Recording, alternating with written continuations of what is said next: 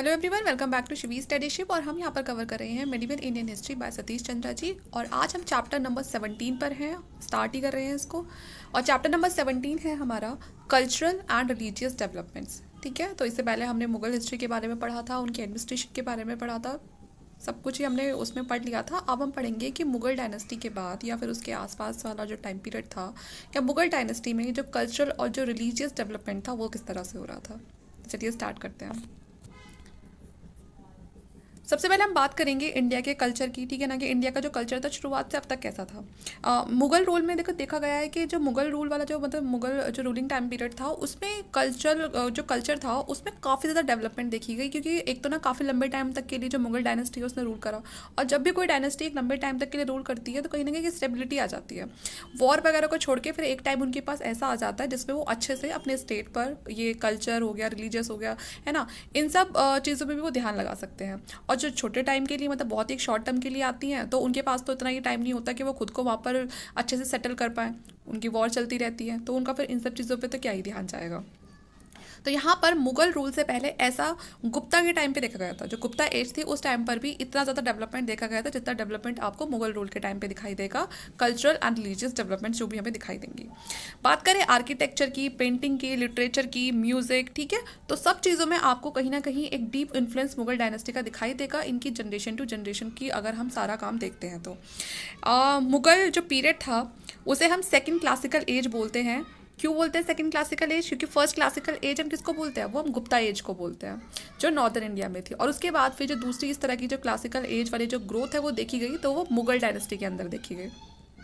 India का जो tradition है वो कोई यहाँ पर इस टाइम पर कोई इकलौता ट्रेडिशन ही था। कैसा नहीं था कि वो इंडिविजुअली किसी और चीज़ से बिल्कुल भी कनेक्टेड नहीं है, नहीं।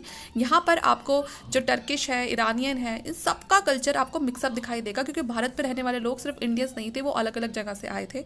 और आप सबको पता है, हमें भी पता है, जब कोई बाहर से आता है तो कुछ चीज़ें वो हमें सिखाता है, कुछ हमसे सीखता है, और एक नए तरह का जो कल्चर है वो देखने के लिए मिलता है। वही यहाँ पर मुगलों के टाइम पर देखने के लिए मिला। जो यहाँ पर तिमुरिड कोर्ट था समरकंद में, had developed as a culture centre of west and central Asia. तो ये समरकंद में था, ये वेस्टर्न साइड और सेंट्रल एशिया दोनों को रिप्रेजेंट करता था। दोनों के कल्चर आपको देखने के लिए मिलते थे तिमुरिड कोर्ट में। और बाबर यहीं से था, तो बाबर को देखो ये दोनों चीज़ों के बारे में पता था। अपने कल्चर से तो हर कोई अच्छे से पता होता ना। तो यहाँ पर जो बाबर था वो वेस्ट और सेंट्रल एशिया दोनों के कल्चर से वो अच्छे से उसको पता था, चीज़ें उसको अच्छे से पता थी। He was very critical of many of the cultural form existing in India and was determined to set proper standard. तो जब बाबर भारत में आएगा तो अपने साथ उस कल्चर को भी लेके आएगा। इंडिया का जो कल्चर है उसको वो पूरी तरह से तो नहीं बदलेगा, कोई बदल भी नहीं सकता है। तो यहाँ पर लोग क्या करते थे, अपने कल्चर को थोड़ा बहुत यहाँ पर मिक्स करने की या उसको अच्छे से बताने की, रिप्रेजेंट करने की कोशिश करते थे। तो वो यहाँ के लोग भी थोड़ा बहुत सीखते थे, ये यहाँ से सीखते थे। The development of the art and various the development of art and culture in various region of India during the 14th and the 15th century। तो 14 और 15 सेंचुरी का टाइम ऐसा था भारत के अंदर कि इसमें बहुत ज़्यादा डेवलपमेंट देखा गया आर्ट और कल्चर के अंदर, ठीक है, काफ़ी ज़्यादा डेवलपमेंट हुई। यहाँ पर जो मुगल एज थी, मुगल एज में आपको बहुत अलग अलग चीज़ों में और अलग अलग जगह डेवलपमेंट देखने के लिए मिलेंगे। कोई एक तरह का नहीं कि सिर्फ आर्किटेक्चर में देखने के लिए मिल रहा है, नहीं, लिटरेचर वो सब हम आगे पढ़ेंगे, पेंटिंग्स, मतलब हर जगह आपको एक अच्छा खासा जो डेवलपमेंट है वो देखने के लिए मिलेगा। People from different areas of India as well as people belonging to different faiths. Bharat में रहने वाले जो लोग थे, मैंने पहले ही बताया, कोई एक तरह के लोग नहीं थे, उन सबके डिफरेंट डिफरेंट फेथ्स थे, ठीक है, और रेसेस अलग थी, कास्ट, ठीक है, हर तरह से वो लोग कहीं ना कहीं एक दूसरे से अलग थे। उसी तरह से फिर डेवलपमेंट होती है उनके कल्चर में। In this sense the culture developed during the period was standing toward a composite national culture. तो इसीलिए यहाँ पर सबका एक जो निचोड़ निकल कर आता है वही हमारा इंडिया का कल्चर बनता है, क्योंकि हमारे इंडिया में आपको बहुत सारे तरह की चीज़ें हैं वो देखने के लिए मिलेंगी। अब बात करते हैं सबसे पहले आर्किटेक्चर की, कि आर्किटेक्चर में क्या क्या चेंजेस आए इस टाइम पे। मुगल जो यहाँ मुगल्स थे उन्होंने बड़े बड़े फोर्ट्स बनवाए। तो ये तो सबको पता है ना कि बड़े बड़े फोर्ट्स किसके टाइम पे बने, मुगलों के टाइम पे सबसे बड़े जो फोर्ट्स है वो बने हैं, पैलेसेस बने हैं, इन्होंने गेट्स बनवाए, बहुत सारी जो पब्लिक बिल्डिंग्स है वो बनवाई, जिसमें मॉस्क, बावलीज, जो वाटर टैंक वगैरह ये सब बनवाए गए। गार्डन्स बनवाए गए, और उन गार्डन में क्या, रनिंग वाटर है ना, जो बड़े बड़े फाउंटेन होते हैं, बहता हुआ पानी, इस तरह से उन गार्डन्स को बनवाया गया। In fact use of running water even in their palaces, यहाँ तक कि जो रनिंग वाटर वाला जो ये सिस्टम था ये उनके पैलेसेस में, यहाँ जहाँ पर जो भी वो अपने रिजॉर्ट वगैरह बनवाते थे उसमें भी इस तरह के जो स्पेशल फीचर्स है वो मुगल्स रखवाते थे। बाबर को बहुत शौक था किस चीज़ का, गार्डन्स का, तो इसीलिए उसने आगरा और लाहौर में बहुत सारे गार्डन्स बनवाए जिन्हें हम मुगल गार्डन्स के नाम से भी जानते हैं, जैसे कि निशात बाग कश्मीर में देख लो आप, लाहौर में शालीमार देख लो, पिंजौर गार्डन ये आपको पंजाब फुटहिल्स में देख लो जो अब तक भी हैं। तो ये सब मुगलों के टाइम के ही हैं। आगे देखते हैं। बाकी देखो बीच में टाइम पीरियड आता है शेर शाह का। शेर शाह का टाइम पीरियड सबको पता है कब आता है कि काफ़ी बार पढ़ चुके हैं। सबसे पहले बाबर का, बाबर के बाद हुमायूं का, लेकिन हुमायूं और शेर शाह में क्या हो जाती है, लड़ाई हो जाती है और उस चक्कर में हुमायूं को भारत से भागना पड़ता है। तो उसी बीच जो शेर शाह है उसका जो रूलिंग टाइम पीरियड है वो शुरू हो जाता है। इसने क्या बनवाया था, सासाराम में एक बहुत ही फेमस जो मकबरा है वो बनवाया था। आपका ये सासाराम बिहार में होगा। और कुछ मॉस्क्यूज वगैरह थे। Old fort at Delhi are considered architectural marvels, तो यहाँ पर मार्वल्स वगैरह का यूज़ हुआ है। They form the climax of the pre Mughal style of architecture. कहीं ना कहीं यहाँ से मुगलों का जो आर्किटेक्चर वाला काम है उसे इस टाइम पे, मतलब जो भी काम हुआ है शेर शाह के टाइम पे, इसे pre Mughal style of architecture कहते हैं। क्योंकि यहाँ पर शेर शाह ये मुगल तो नहीं था, कहीं ना कहीं एक स्टार्टिंग पॉइंट हम कह सकते हैं कि यहाँ से शुरुआत हो गई थी। अकबर पहला ऐसा मुगल रूलर था जिसने अपने टाइम पर सबसे ज़्यादा कंस्ट्रक्शन पे काम करवाया, एक बड़े लार्ज स्केल पे। बहुत सारे फोर्ट्स बनवाए हैं जो काफ़ी फेमस भी हैं, जैसे कि आगरा फोर्ट हो गया। इसमें रेड सैंड स्टोन है उसका यूज़ हुआ है, काफ़ी बड़ा है और उसके जो गेट्स वगैरह वो बहुत बड़े हैं। अगर आपने नहीं देखा है तो आप फोटोज़ वगैरह देख लो, है ना। अगर आप वहाँ तक नहीं गए हो तो आप फोटोज़ देख के भी अंदाज़ा लगा सकते हो कि वो जो फोर्ट है वो कितना ज़्यादा बड़ा, कितने उसमें जो गेट्स वगैरह हैं वो भी बहुत बड़े हैं। For their forts the Mughal Drew on the developed Indian tradition of fort building. और यहाँ पर इसके बाद फिर जो अकबर है इसने ये जो फोर्ट बिल्डिंग है इसको और बढ़ावा दिया। ग्वालियर, जोधपुर, यहाँ पर भी आपको बड़े बड़े जो किले हैं वो दिखाई देंगे। जब क्लाइमैक्स की बात करें फोर्ट बिल्डिंग की तो सबसे ज़्यादा वो दिल्ली में देखी गई शेर शाह के टाइम पे जब उसने रेड फोर्ट को बनवाया। देखो लाल किला तो ज़्यादातर सबने देख रखा होगा, तो ये शेर शाह शाहजहां ने बनवाया था दिल्ली में। तो ये आप ये कहो कि इस टाइम तक बहुत ज़्यादा जो किले वगैरह थे वो बन चुके थे। 1572 में अकबर ने क्या करा, फतेहपुर सीकरी में आप सबको पता है पैलेस बनवाया। फतेहपुर सीकरी इससे पहले बिल्कुल एक ऐसा एरिया था जहाँ पर पानी तक की व्यवस्था नहीं थी, बिल्कुल जंगल वाला था। लेकिन अकबर ने इसको पूरा फतेहपुर सीकरी एक शहर में पूरा का पूरा बदल दिया जो आगरा से 36 किलोमीटर की दूरी पे था। और इसे बनने में पूरे कितना टाइम लग गया, पूरा 8 साल लग गया। ठीक है। और ये एक काफ़ी ऊंची पहाड़ी पर था। इसके साथ साथ देखो यहाँ पर एक लार्ज आर्टिफिशियल लेक भी मिलेगी आपको देखने के लिए। It including many building in the style of Gujarat और बंगाल। ठीक है। तो गुजरात और बंगाल में जिस तरह की जो बिल्डिंग्स बनती थी उन्हीं का स्टाइल कहीं ना कहीं यहाँ पर फॉलो किया गया। These including deep Aves, balconies and the kiosk. ठीक है। तो यहाँ पर बड़ी बड़ी एव्स, देखो एव्स क्या होती हैं वो आपने देखा, जैसे कि एक सेकंड जरा, मतलब ये हट है, ठीक है ना, मतलब ये मैंने 2 दीवारें खड़ी कर दी और ये इसके ऊपर है तो छत डाल दी मैंने, ये ठीक है, ये रूफ हो गई। तो ये तो रूफ हो गई, लेकिन जो ये एक्स्ट्रा हम निकाल देते हैं ना, ये एक्स्ट्रा छत जो हम निकाल देते हैं इसको बोलते हैं एव्स। ठीक है। जैसे कि ये झोपड़ियाँ भी होती है, झोपड़ियों में ऐसे नहीं बनाते हैं इस तरह से। तो ये तो चलो रूफ हो गई ये तो, लेकिन जो ये एक्स्ट्रा जा रहा है ये क्या हमारी ये एव्स है। ठीक है। और बात करें ये जो ये दूसरा वाला वर्ड है कियोस्क। ठीक है। ये क्या होता था, पहले तो वो इस तरह से बनवाते थे ना और फिर इसके ऊपर ऐसे डोम बनवा दिया करते थे, ऐसे आपने देखा भी होगा। फिर यहाँ पर कुछ छोटे छोटे इस तरह से होते थे ना, ये ताजमहल में देख लो, मुगलों के आप जितने भी आप आर्किटेक्चर वर्क देखोगे तो उसमें ना ये इस तरह छोटे छोटे से, इन्हें बोलते थे कियोस्क बोलते थे। ठीक है। तो छोटी छोटी दुकानें लगा दी हो यहाँ पर। तो in the punch Mahal built for taking the air all the types of pillar used in various temple. ठीक है। पिलर्स वगैरह या पंच महल वगैरह बनवाया गया। और Gujarati style of architecture is used most widely in the palace. तो यहाँ पर गुजराती स्टाइल ऑफ आर्किटेक्चर को भी उन्होंने अपने पैलेस वगैरह में यूज़ किया, जिसमें खासकर वो राजपूत वाइफ्स वगैरह के लिए बनवाए गए थे। Building of a similar type were also build in the fort eight Agra. तो जो आगरा का भी जो फोर्ट है उसमें भी इस तरह की कुछ जो चीज़ें हैं वो करवाई गई। तो अब आप देख रहे हो यहाँ पर सिर्फ वो अपने स्टाइल को फॉलो नहीं कर रहे हैं, जो अपना फोर्ट बिल्डिंग जो स्टाइल है उनका उसको फॉलो नहीं कर रहे हैं, वो इंडिया से भी कुछ कुछ चीज़ें कॉपी कर रहे हैं और वो फिर एक करके ना इंडिया और जो अपना जो सेंट्रल एशिया उन सबको मिक्स करके एक नए तरह का जो आर्किटेक्चर वर्क है वो आपको देखने के लिए मिलेगा उस टाइम की बिल्डिंग में। Akbar took a close personal interest in the work of construction. ठीक है ना। तो अकबर ने एक कह सकते हैं ना अपना जो पर्सनल जो इंटरेस्ट दिखाया तो वो दिखाया जब उसने आगरा का और जो फतेहपुर सीकरी के जो किले बनवाए। पर्शियन और सेंट्रल एशियन इन्फ्लुएंस भी देखा गया इन सब चीज़ों में, क्योंकि ब्लू टाइल्स वगैरह यूज़ करी दीवारों की डेकोरेशन के लिए। ठीक है। But the most significant building was the mosque and the gateway to its called the Buland Darwaza. लेकिन जो एक कमाल का आपको काम देखने के लिए मिलेगा जो अकबर की विक्ट्री को दिखाता, जब अकबर को जीत मिली थी गुजरात को जीत कर, तो उस टाइम पे उसने उस खुशी में क्या बनवाया था, बुलंद दरवाज़ा बनवाया था। तो ये ध्यान रखना। The gate is in the style of what is called a half dome portal and what was done was to slice a dome into a half. The sliced portion provide the massive outward facade of the gate, while smaller door could be made in the rear wall. तो यहाँ पर आपको दो तरह के gate दिखाई देंगे, एक बड़ा एक छोटा.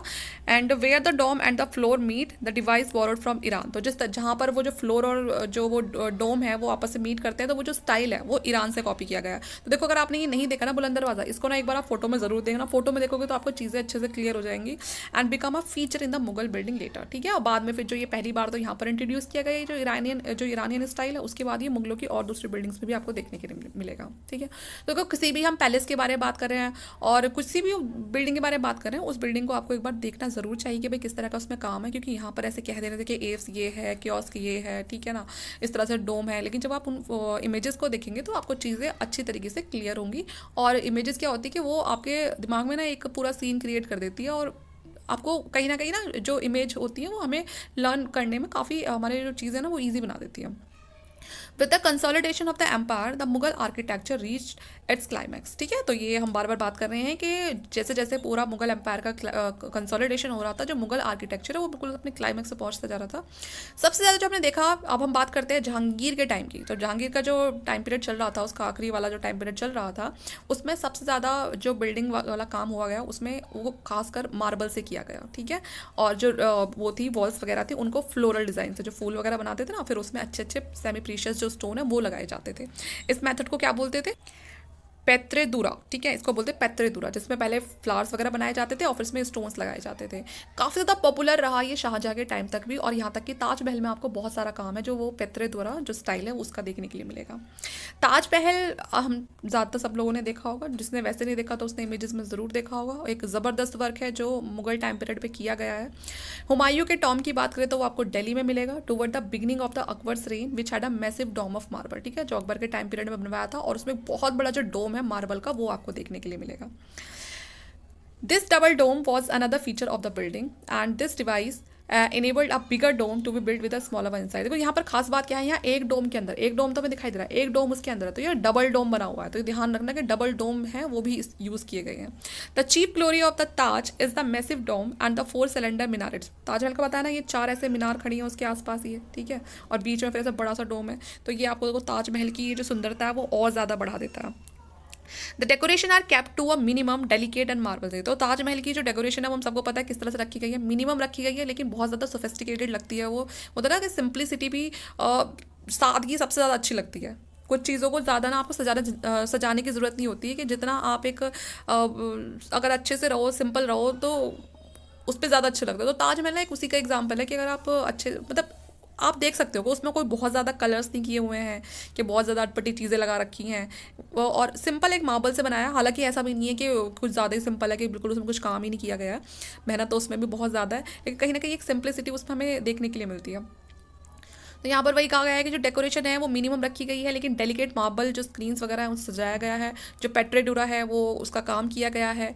कियोस्क वही अभी जो मैंने बताया था इस तरह से जो बने होते हैं वो बनाए गए हैं. Adding to the effect, this building gain by being placed in the midst of a formal garden. और आसपास गार्डन ने तो और 4 चांद लगा रखे हैं उसमें. Mosque building also reached its climax under Shahjahan. Shahjahan के टाइम पे जो मॉस्क्योज बिल्डिंग थी वो भी काफ़ी ज़्यादा हुई है, जिसमें देखो 2 सबसे ज़्यादा जो इंपॉर्टेंट है वो एक तो मोती मस्जिद जो आगरा फोर्ट के अंदर दिखाई देगा आपको, जो कैसे बना हुआ है, और दूसरा Taj entirely in the marble, and other the Jama Masjid at the Delhi but in red sandstone. ठीक है, दूसरी क्या है, जामा मस्जिद है जो दिल्ली में बनी हुई है, किसकी बनी हुई है, रेड सैंडस्टोन की बनी हुई है. A lofty gate, taller slender minarets and a series of domes are the feature of the Jama Masjid. तो इसमें भी जो जामा मस्जिद है यहाँ पर भी आपको बड़ा सा गेट दिखाई देगा. ठीक है, और जो ये मीनार बनी हुई है उसके आसपास वो दिखाई देंगी, डॉम्स दिखाई देंगे. तो देखो मुगलों के टाइम में काम था, तो सारी बिल्डिंग्स में कुछ ना कुछ चीज़ें आपको जो सिमिलर है वो दिखाई देंगी, और कुछ कुछ उनमें अलग फीचर्स जो वो चाहते थे कि हाँ इस तरह की बिल्डिंग बना दी, इसमें कुछ और नया करके देखते हैं. तो ऐसे although not many buildings were put by the Aurangzeb was a economy minded and the Mughal architectural tradition based on a combination of Hindu and the Turco-Iranian form. तो जैसे कि मैंने कहा कि जो उस टाइम पे जो भी बिल्डिंग बन रही थी वो किसी एक आर्किटेक्चरल स्टाइल पे बेस्ड नहीं थी. मुगल आर्किटेक्चरल ट्रेडिशन के साथ साथ वो कॉम्बिनेशन था हिंदू और टर्को जो इरानियन फॉर्म थी उनका, कि कुछ जो इरानियन स्टाइल है उसका, कुछ टर्किश स्टाइल है उसका, और कुछ जो हिंदू स्टाइल है उसका. वो चाहे आपका कोई भी डेकोरेटिव डिज़ाइन हो, है ना, तो वो सारा कहीं ना कहीं मिलता जुलता था. सब चीज़ों का एक हमें मिक्स आपको दिखाई देगा. without a break into the 18th and the early 19th century. Mughal tradition influenced the palaces and forts of many provincial and local kingdom. Even the Harmandir of the Sikh called Golden Temple at Amritsar, which was rebuilt several times during the period, was built on a arc dome. तो देखो जो वो हरमंदिर है अमृतसर का, सिखों का जो मंदिर है, वो भी आपको देखने के लिए मिलेगा। उसमें भी आपको डोम, आर्क, ये सब देखने के लिए मिलेंगे। तो जो कहीं ना कहीं मुगल आर्क, जो मुगल ट्रेडिशन था, उसमें जो चीज़ें बनाई जाती थी वो आपको अमृतसर टेम्पल है वहाँ पर भी देखने के लिए मिलेगा। अब बात करते हैं, हमारा नेक्स्ट टॉपिक है पेंटिंग। पेंटिंग का क्या हाल था मुगल के टाइम पे? तो मुगलों ने पेंटिंग में भी काफ़ी काम किया है। इन्होंने थीम्स पेंटिंग को इंट्रोड्यूस किया है कोर्ट वगैरह में, जो मतलब कोर्ट वगैरह में नहीं, जो कोर्ट को डिपेक्ट करती थी, जैसे कि कोर्ट सीन दिखाती थी, इस तरह की पेंटिंग्स बनाई जाती थी, बैटल सीन्स रिप्रेजेंट करती थी, ठीक है। और इसमें नए नए कलर्स, न्यू फॉर्म्स, इन सब के साथ अलग अलग चीज़ें इसमें जो बैटल सीन्स है और कोर्ट वगैरह है उनको दिखाया गया है। यहाँ पर ये जो पेंटिंग का जो ट्रेडिशन है काफ़ी चल गया था different different parts of the country long after the glory of the Mughals had disappeared. The richness of the style again was due to the fact that Indians had an old tradition of painting. तो जो painting का tradition है भारत में वो कोई मुगलों के time से नहीं आया, बल्कि बहुत पहले से चलता आ रहा है। जैसे बात करें वॉल पेंटिंग ऑफ अजंता, आप सबने देखी होंगी उस तरह की पेंटिंग है ना, अजंता की जो पेंटिंग्स है।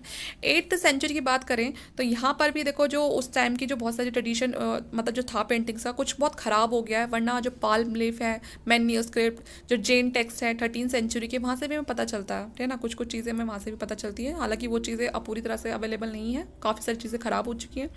Apart from the Jain, some of the provincial kingdom such as the Malwa, Gujarat extended their patronage to painting, ठीक है। तो जेन्स के अलावा भी जो मालवा के रूलर थे, गुजरात के रूलर थे, उन्होंने भी पेंटिंग को काफ़ी ज़्यादा संरक्षण दिया था 15th सेंचुरी के आसपास। लेकिन जो बहुत ज़्यादा जो एक रिवाइवल देखा गया फिर से पेंटिंग का, वो देखा गया अकबर के टाइम पे।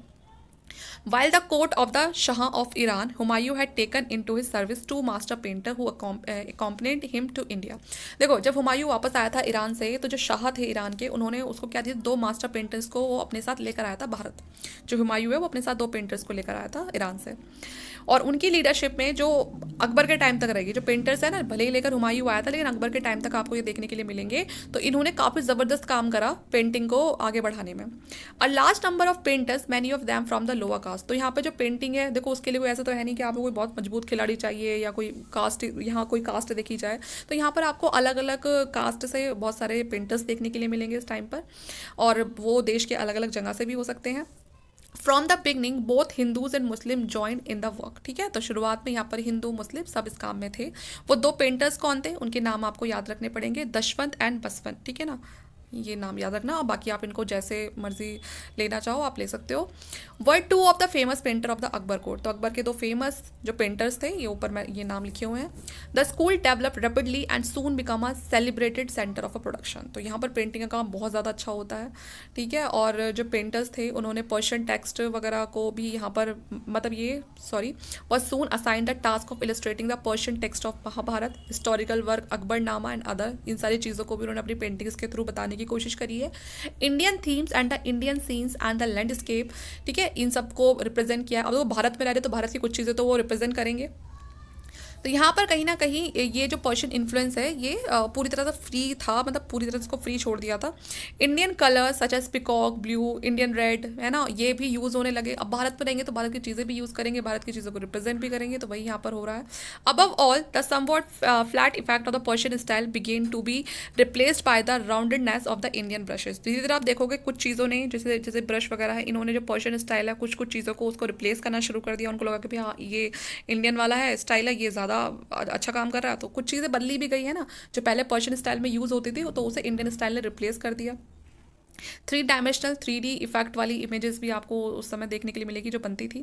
मुगल पेंटिंग जो सबसे ज़्यादा अपने क्लाइमेक्स पे पहुंची वो था जहांगीर के टाइम पे। जहांगीर को पेंटिंग का बड़ा शौक था, तो कहते हैं कि मतलब वो पहचान जाता था कि किसने क्या बनाया, मतलब वो अपने समझ जाता था कि ये इस पेंटर ने बनाया, वो उस पेंटर ने बनाया।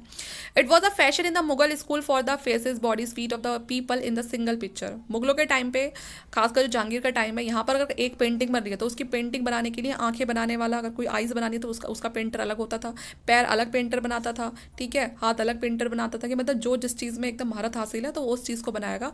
और अकबर को इतनी ज़्यादा पहचान थी, वो इस बात को क्लेम करता था कि उसे इतनी ज़्यादा पहचान थी कि वो देख कर ही पहचान जाता था कि किस पेंटर ने क्या चीज़ बनाई है। Apart from painting, hunting, battle and the color scene, under the Jahangir special progress was made in portrait paintings and painting of animals. ठीक है ना, तो portrait paintings और जो animals की painting थी वो सबसे ज़्यादा प्रोग्रेस करी है जहांगीर के टाइम पे. Mansur was the great name in this field. तो अगर पूछा जाएगा मंसूर कौन था, तो मंसूर एक पेंटर ही था. Portrait painting also become fashionable. ठीक है, तो पोर्ट्रेट पेंटिंग इस टाइम पे बहुत ज़्यादा फैशनेबल हो गई थी. Under Akbar European painting was introduced at the court by the Portuguese priest and under their influence the principle of कुछ जो यूरोपियन पेंटिंग्स है अकबर के टाइम पे उनको भी अडॉप्ट किया गया था. While the tradition continue under Shah Jahan, Aurangzeb lack of interest. अब देखो शाहजहाँ के टाइम तक तो ये चीज़ें चलती हैं, लेकिन औरंगजेब का इंटरेस्ट था नहीं इस साइड बिल्कुल भी. वो लगता था कि मैं क्यों ही किसी से पेंटिंग बनवाऊँ, क्या करूँगा मैं उनका. तो इसलिए उसके टाइम पे जो पेंटिंग थी वो इतनी ज़्यादा नहीं चली. They help the development of painting in the state of Rajasthan and Punjab hills. The Mughal tradition of painting was however revived during the 18th century under the patronage of the successor of Aurangzeb. तो इसलिए जो काम औरंगजेब के टाइम पे बिल्कुल बंद पड़ गया था, औरंगजेब की डेथ के बाद वो फिर से थोड़ा बहुत जो मुगल ट्रेडिशन है, पेंटिंग का जो शौक था उन लोगों को, वो वापस से उस चीज़ को रिवाइव करेंगे.